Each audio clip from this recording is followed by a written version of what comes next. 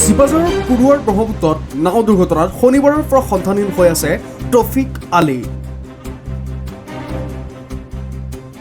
দৰং জিলাৰ চিপাঝাৰ ৰাজচক্ৰৰ অন্তৰ্গত গণেশগুৰি ২ নং খানাপাৰা তৌফিক আলী নামৰ মহ ৰখীয়াগৰাকী ২৫ জুন শনিবাৰে সন্ধিয়া লেঙাকুৰু ব্ৰহ্মপুত্ৰৰ খুঁটিত নাৱৰ পৰা পৰি নিখোজ হৈছিল।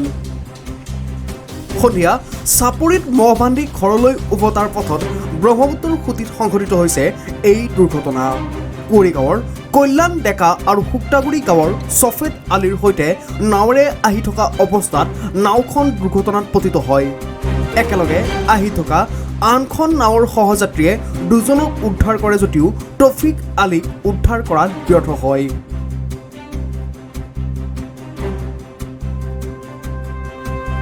নিখোজ তৌফিকৰ সন্ধানত চিপাঝাৰ SDRF বাহিনীয়ে উদ্ধাৰ অভিযান অব্যাহত ৰাখিছে।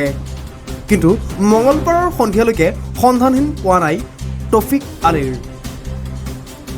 2 সন্তানৰ পিতৃ 45 বছৰীয়া অমায়িক স্বভাৱৰ তৌফিকৰ সন্ধানহীন ঘটনাই পৰিয়ালত গণেশগুৰি বাস কৰাত এতিয়া বিৰাজ কৰিছে এক শোকাকুল পৰিৱেশ।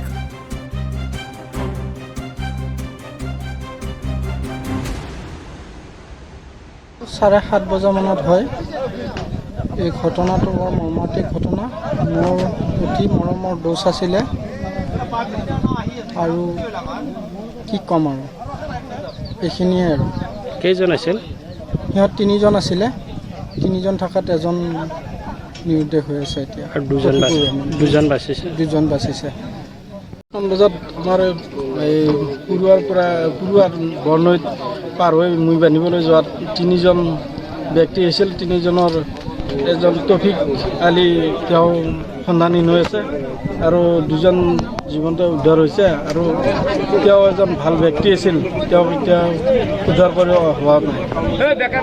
উজিয়াই নি আছোঁ মুই বান্ধি আহি পেলাই নাটো আমি উজিয়াইছোঁ। উজিয়াই আহি আছোঁ এই পাকনীয়া যেতিয়া নাওটো পাল্টি খাই যায়। যেতিয়া পাল্টি খাই গ'লে আমি নাওটো পিঠিত উঠিলোঁ আৰু এজন ৰৈ গ'ল।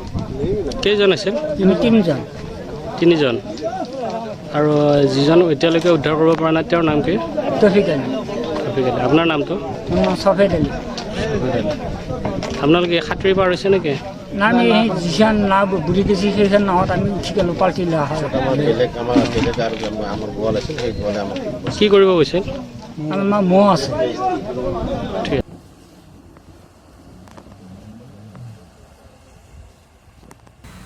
News 6 report, news Assam, India.